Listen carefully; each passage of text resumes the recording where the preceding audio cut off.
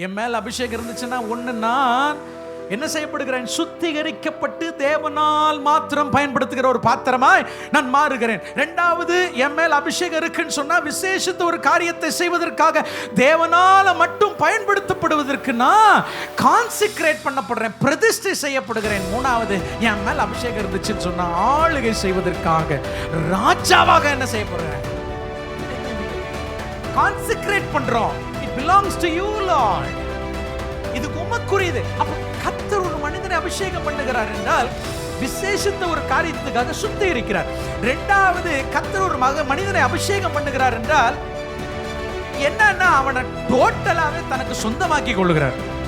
Because the anointing is a fragrance, it's an aroma, it controls the place where it is. எங்க அது இருக்குதோ அந்த இடத்தை அது என்ன செய்யுது? மேல அது வேற எந்த விஷயத்துக்காக? தேவனுக்காக மாத்திரம். இதுதான் anointing உடைய அண்டர்ஸ்டாண்டிங்.